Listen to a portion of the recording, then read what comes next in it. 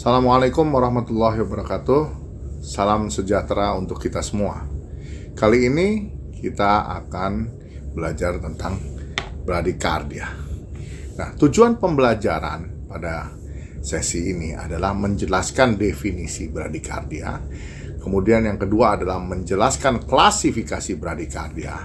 Dan yang terakhir menjelaskan tata laksana bradikardia yang simptomatik.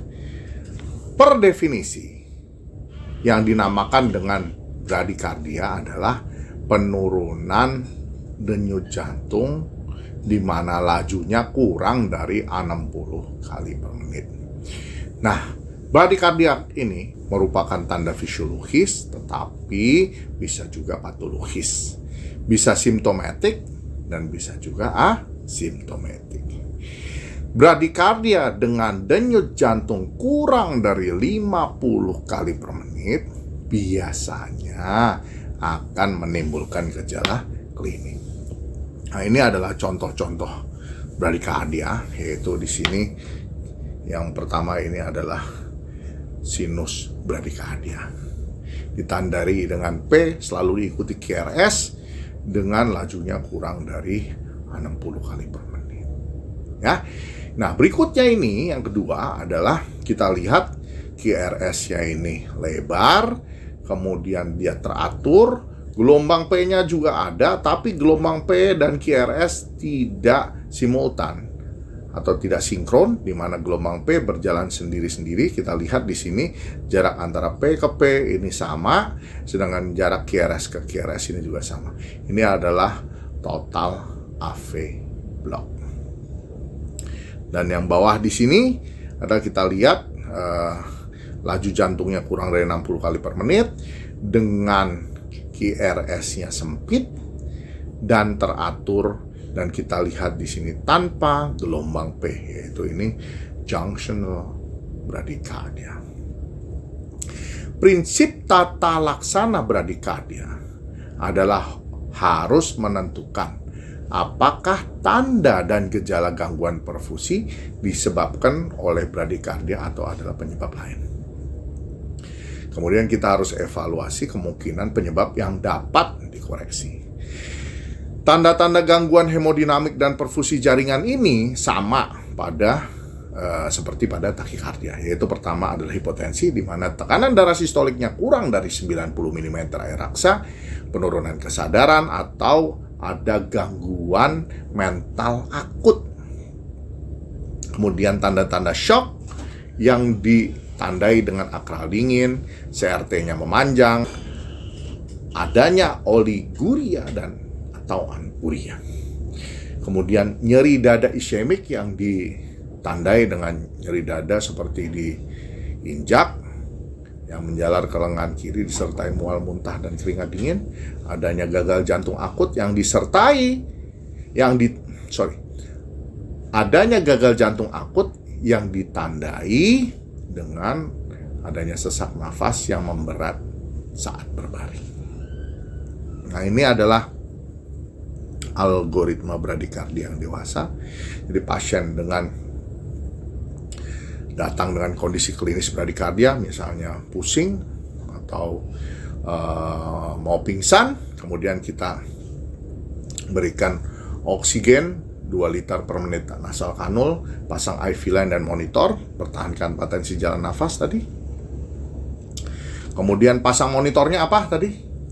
Pertama adalah tensi, nadi, dan yang terakhir adalah EKG. Kalau bisa EKG-nya langsung 12 lead. Ya. Nah, kemudian kita lihat apakah ada tanda-tanda bradikardi yang tidak stabil. Satu, kita cek lagi ulang tensinya.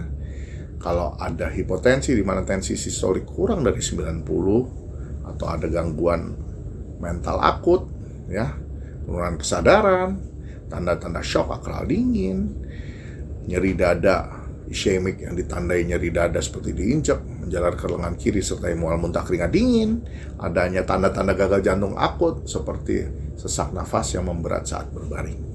Bila tidak ada, maka pasien dilakukan monitor dan observasi serta merujuk ke ahli jantung. Bila ada tanda-tanda ketidakstabilan salah satu saja, maka Anda sebagai provider harus melakukan sesuatu, ya. Nah, pertama adalah pemberian atropin.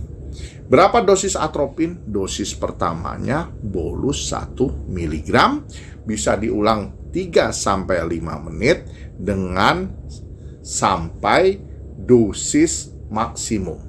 Jadi atropin bisa diulang 3-5 menit dengan dosisnya bolus 1 mg, dengan dosis maksimalnya adalah 3 mg. Nah, bila atropin ini tidak efektif, misalnya pada high degree AV block, apa yang dimaksud dengan high degree AV block adalah AV block derajat 2 tipe 2 atau total AV block, maka disarankan untuk memasang pacu jantung perkutan atau transcutaneous pacing. Bila tidak ada, bisa diberikan infus dopamin start 5-20 mikrogram per kilogram berat badan per menit di aptitrasi, atau diberikan epinefrin infus 2-10 mikrogram per menit, tidak pakai per kilo ya, di aptitrasi. Kemudian selanjutnya jangan lupa adalah dikonsulkan kepada ahli jantung untuk tata laksana berikutnya.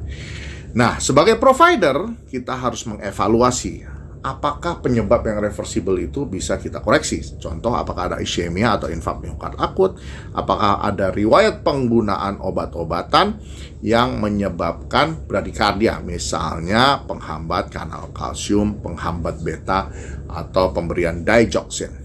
Adanya hypoksemia atau gangguan elektrolit, misalnya adanya hiperkalemia. Saya kira sampai sini kuliah bradikardia. Terima kasih. Assalamualaikum warahmatullahi wabarakatuh.